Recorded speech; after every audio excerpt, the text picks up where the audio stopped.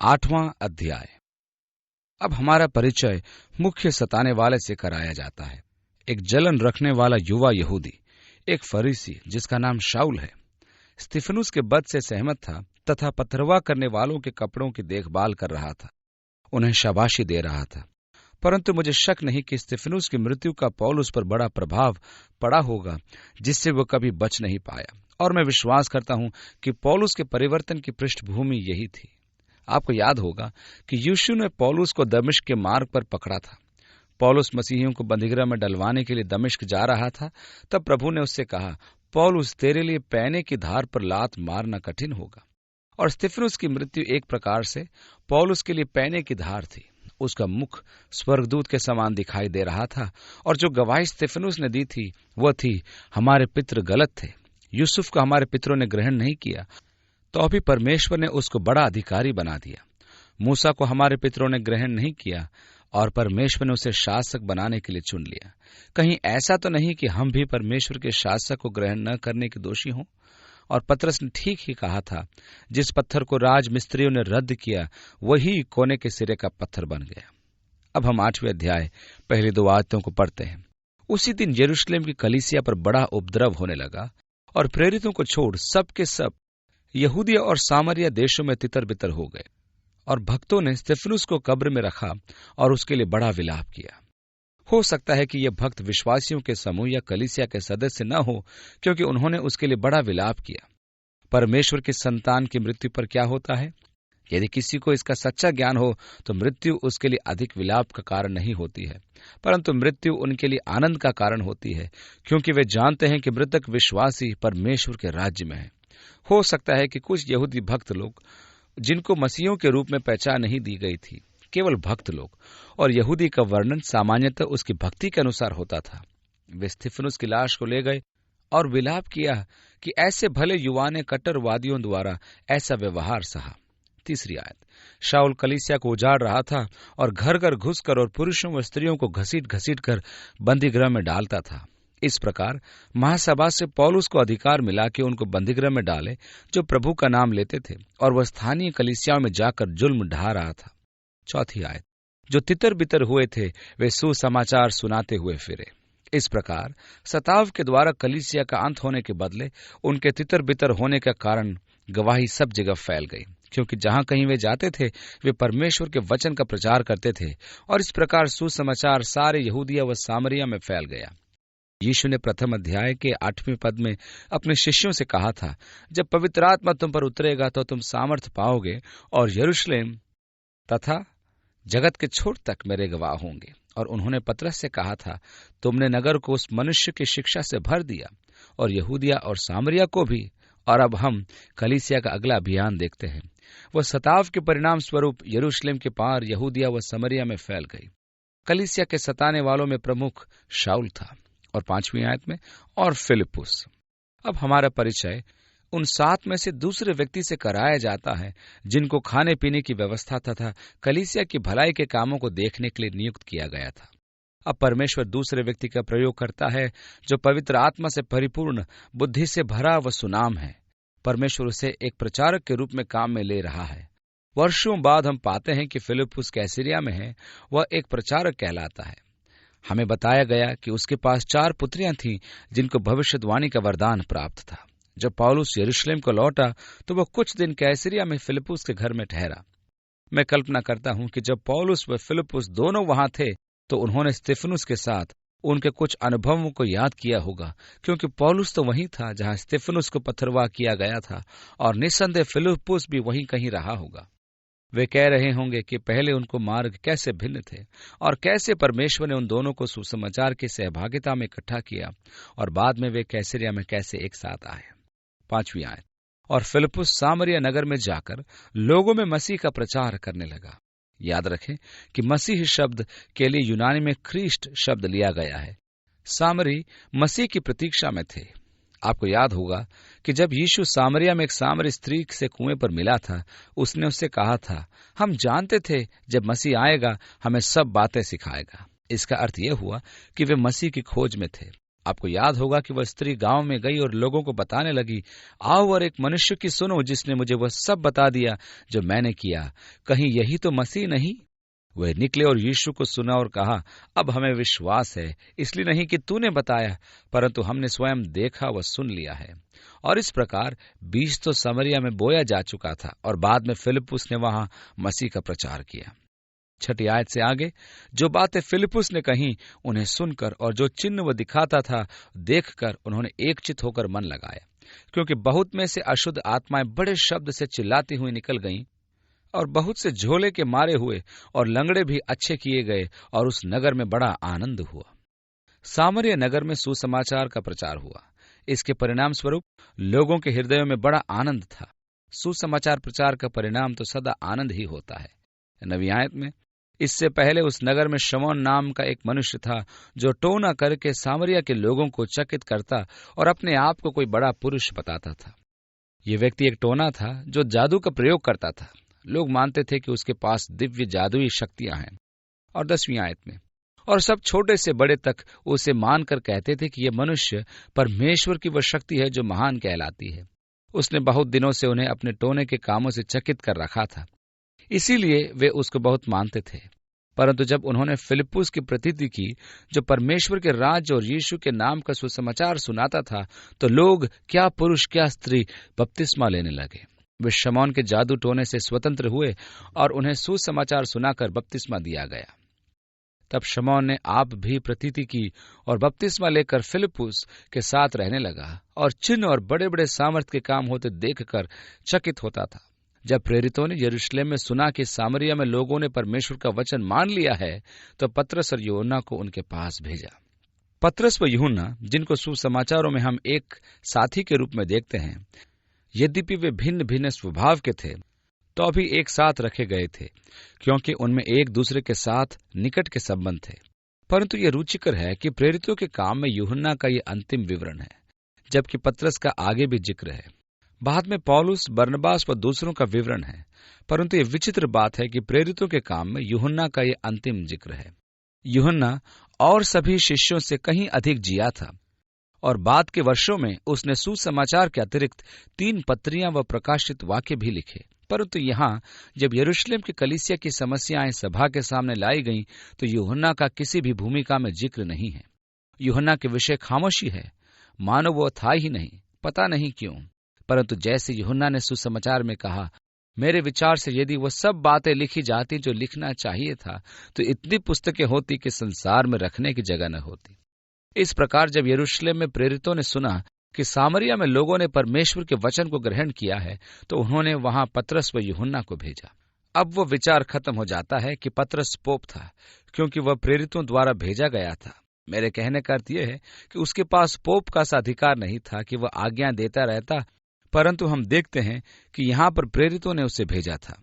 और 15वीं आयत में, और उन्होंने जाकर उनके लिए प्रार्थना की कि पवित्र आत्मा पाए, क्योंकि वो अभी तक उनमें से किसी पर न उतरा था।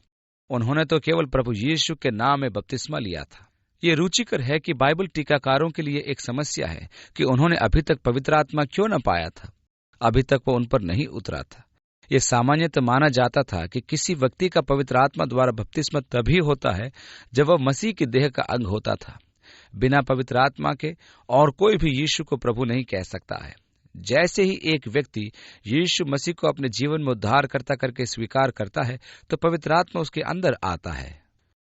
इस विवरण में हम पाते हैं कि सामरिया के लोगों ने विश्वास किया और जल का बपतिस्मा भी लिया, परंतु प्रेरितों को उनके पास भेजा गया कि वे लोग अब पवित्र आत्मा पाएं, क्योंकि वह अभी तक उनमें से किसी पर नहीं उतरा था। मुझे अचंभा होता है कि ये विद्वान इस संदर्भ पर समस्या में पड़ जाते हैं। क्या उन्होंने वहां यूनानी भाषा के उस शब्द को नहीं देखा जिसका अर्थ है उतरा? आपको याद होगा कि पवित्र आत्मा के विषय में यीशु ने अपने शिष्यों से कहा था, वह तुम में है और तुम में रहेगा। परंतु बाद में यीशु ने कहा, जब पवित्र आत्मा पाओगे तो तुम सामर्थ पाओगे। अब यह वही यूनानी शब्द है जिसका यहां भी प्रयोग किया गया है। पवित्र आत्मा अभी उन पर नहीं उतरा था, इसलिए टीकाकारों को यह समझने में समस्या होती है। वे पवित्र आत्मा से नहीं भरे थे। ये सामरिया में एक विशेष स्थिति थी, क्योंकि ये यरूशलेम के बाहर प्रथम बार हुआ था। अब ये विद्वान संघर्ष करते हैं और इस संदर्भ के संबंध में हर प्रकार की मूर्खता की बातें करते हैं, क्योंकि ये वे नहीं मानते कि पवित्र आत्मा का कार्य परिवर्तन के अतिरिक्त सामर्थ्य प्रदान करने का भी होता है। जब वो हम पर आता है तब वो परमेश्वर की सेवा करने के लिए हमारा अभिषेक करता है। इसका मतलब पवित्र आत्मा न केवल हमें उद्धार की ओर ले जाता है, परंतु उद्धार के पश्चात सामर्थ्य भी प्रदान करता है।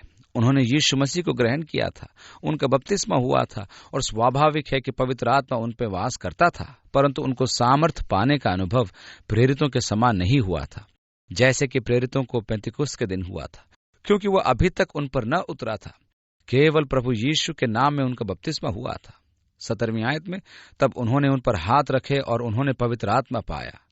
जब शमौन ने देखा कि प्रेरितों के हाथ रखने से पवित्र आत्मा दिया जाता है, तो उनके पास रुपए लाकर कहा कि ये अधिकार मुझे भी दो कि जिस किसी पर हाथ रखूं वो पवित्र आत्मा पाए। जब शमौन ने देखा कि हाथ रखने के द्वारा पवित्र आत्मा मिलता है, तो कुछ ध्वनि या दृश्य प्रकट हुआ होगा कि उनको पवित्र आत्मा का सामर्थ्य प्राप्त हो रहा है, नहीं तो वह सामर्थ्य क्यों मांगता। यदि वे केवल उन पर हाथ रखते और कहते पवित्र आत्मा ले लो, और ये दिखाने के लिए कि वरदान मिल गया, कुछ देखने या सुनने को न होता, तो ऐसी सामर्थ्य को पाने की तीव्र इच्छा शमौन में न होती। बेशक किसी न किसी प्रकार का प्रमाण अवश्य दिखाई दिया होगा जो उनके जीवन में परमेश्वर के आत्मा ग्रहण करने के बाद प्रकट हुआ होगा, और मुझे कोई शक नहीं कि वे अन्य भाषा बोल रहे होंगे और भविष्यवाणी भी कर रहे होंगे। यहाँ ऐसा कोई जिक्र नहीं है, परंतु व्यक्तिगत रूप से मैं सोचता हूं कि ऐसा हुआ होगा, और इसी कारण शमौन ने इस सामर्थ्य को खरीदना चाहा। इस सामर्थ्य को खरीदने की शमौन की इच्छा या कलीसिया में पद की लालसा जो बाद में कलीसिया में व्याप्त हो गई, उसके लिए प्रयोग किया गया शब्द शिमोन का आरंभ यहीं से हुआ। इसका अर्थ है कलीसिया में पद को खरीदना दुर्भाग्य से। कलीसिया के इतिहास में वह एक अंधकार भरा युग था जब कलीसिया में पदों की नीलामी होती थी। एक समय ऐसे भी थे जब पोप तथा उसके पद की सचमुच नीलामी की जाती थी, जो सबसे अधिक बोली लगाने वाले को प्राप्त होती थी। इस भयंकर बुराई को जो कलीसिया में आ गई थी, शिमोन नाम दिया गया था।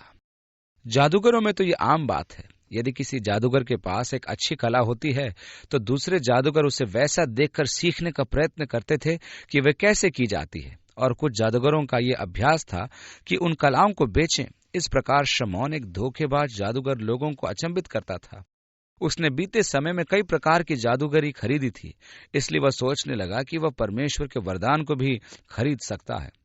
20वीं आयत, पतरस ने उससे कहा, तेरे रुपये तेरे साथ नाश हों, क्योंकि तूने परमेश्वर का दान रुपयों से मोल लेने का विचार किया। कैसी भयंकर बात। और आगे लिखा है, इस दान में न तेरा हिस्सा है न बांटा, क्योंकि तेरा मन परमेश्वर के आगे सीधा नहीं। पतरस ने परख के वरदान का प्रयोग करते हुए शमौन के हृदय को जाना, इसलिए अपनी इस बुराई से मन फिराकर प्रभु से प्रार्थना कर, संभव है तेरे मन का विचार क्षमा किया जाए, क्योंकि मैं देखता हूं कि तू पित्त की सी कड़वाहट और अधर्म के बंधन में पड़ा है। यद्यपि उसने फिलिपुस का अनुसरण किया और उन कामों से अचंभित हुआ जो वो करता था, उसके हृदय में पित्त की सी कड़वाहट थी।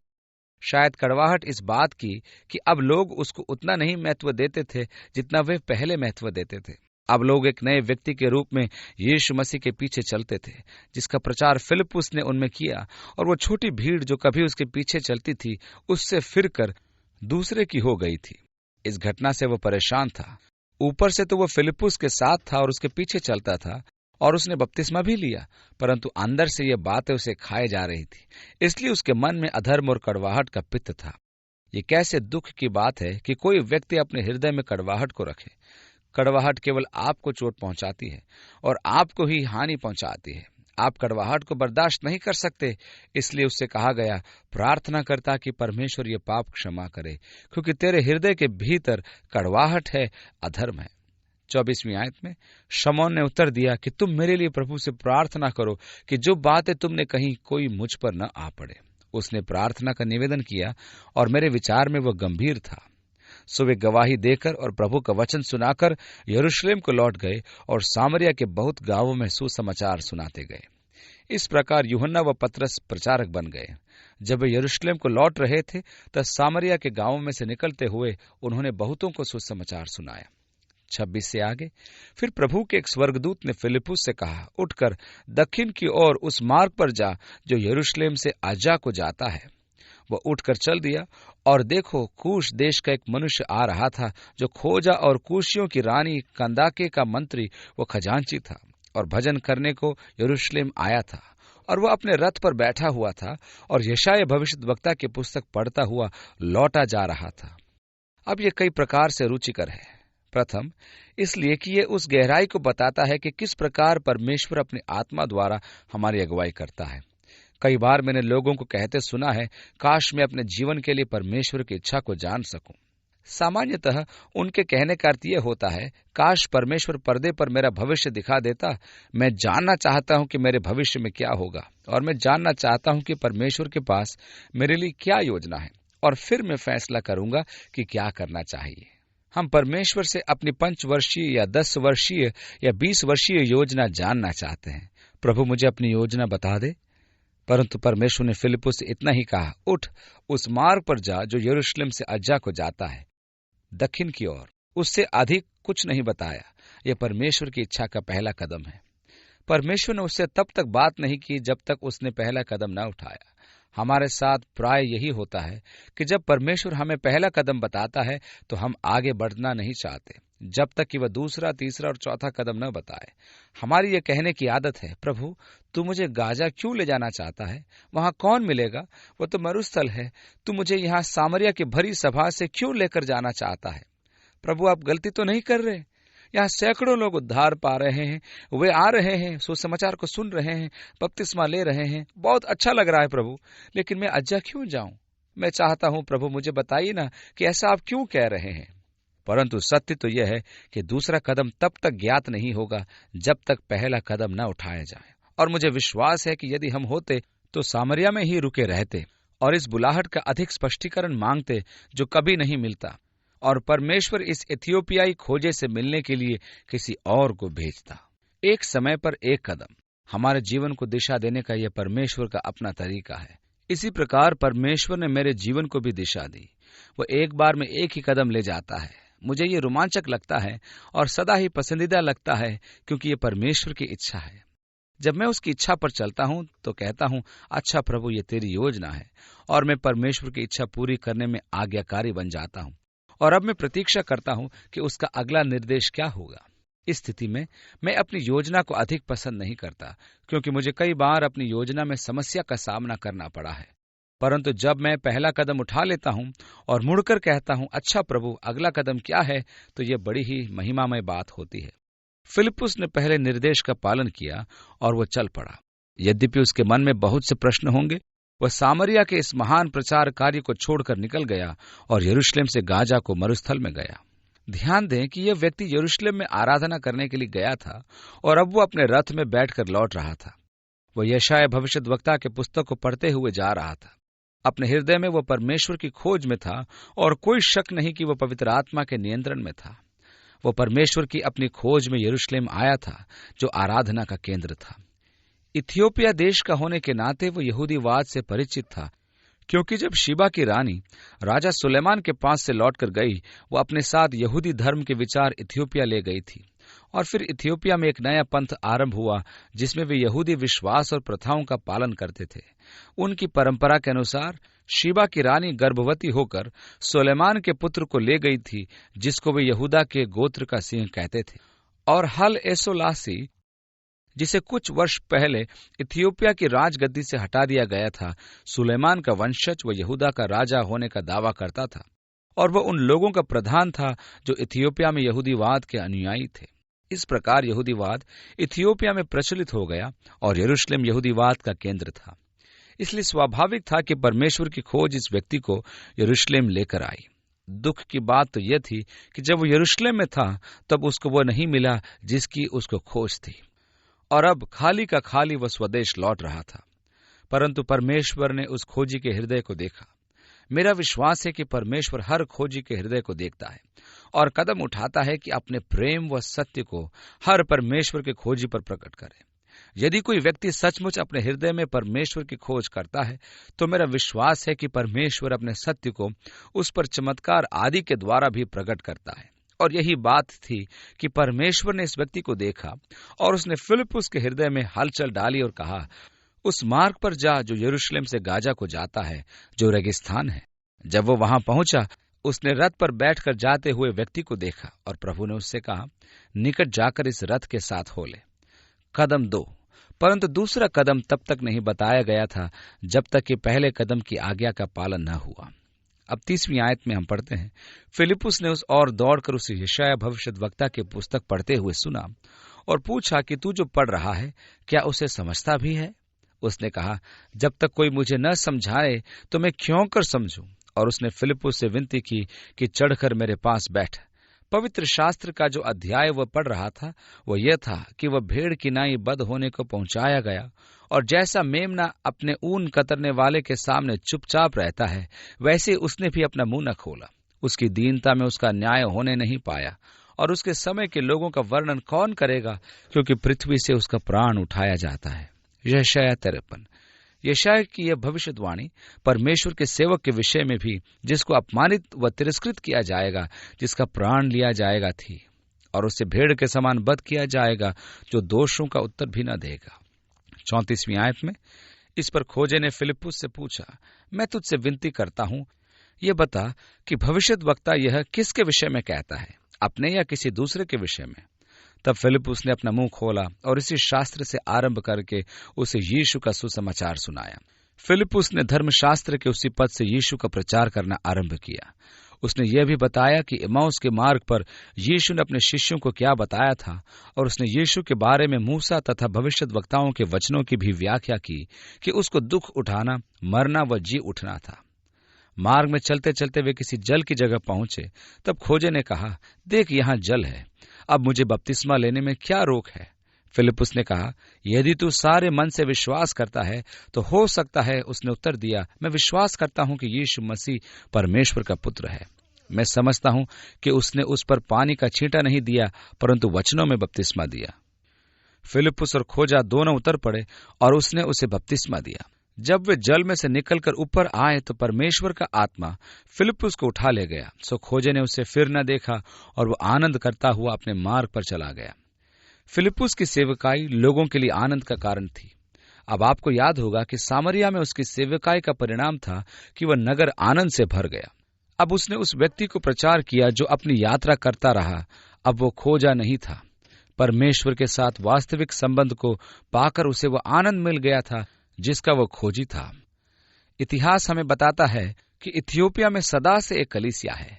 निसंदेह इथियोपिया में खोजे का सुसमाचार प्रचार व कलीसिया की स्थापना में बड़ा मुख्य योगदान रहा होगा। वह आनंद करता हुआ अपने मार्ग पर चला गया। फिलिपुस के बारे में एक रुचिकर बात है कि पवित्र आत्मा फिलिपुस को उठाकर गंतव्य स्थान तक ले गया। ये किस प्रकार हुआ मुझे नहीं मालूम। मैंने कई बार जब लंबी यात्राएं की तब मैं थक जाता था और मैं चाहता था कि प्रभु का आत्मा मुझे उठा ले जाए, और फिलिपुस अशदोद में आ निकला। इस शब्द से लगता है कि वो एक चमत्कारी आकर्षक था। भाषा में तो ऐसा ही लगता है, परंतु जहां तक साधन की बात है कुछ नहीं बताया गया है, इसलिए अंदाजा लगाना कठिन होगा। अंदाजा क्यों लगाया जाए, कौन जानता है, हम भी इसे नहीं जानते। और आगे लिखा है, और फिलिपुस अशदोद में आ निकला और जब तक कैसरिया में न पहुंचा तब तक नगर नगर सुसमाचार सुनाता गया। 1 या 2 अध्याय के बाद हम पतरस को देखेंगे कि वो लुदिया की कलीसिया में गया और हनन्याह नाम एक व्यक्ति को चंगा किया जो वर्षों से अपने पलंग पर था। और फिर हम याफा की कलीसिया में देखते हैं कि एक स्त्री जो दौरकस नाम की थी उसकी मृत्यु हो गई थी। तब पतरस ने याफा को जाकर दौरकस को जीवित किया। ये कैसे हुआ? क्या याफा तथा लुदिया में कलीसियाएं थीं? यदि आपके नक्शे पर अज्जा और अशदोद को देखेंगे, और हमें बताया गया है कि अशदोद से चलकर नगर नगर प्रचार करता हुआ वह कैसरिया पहुंचा।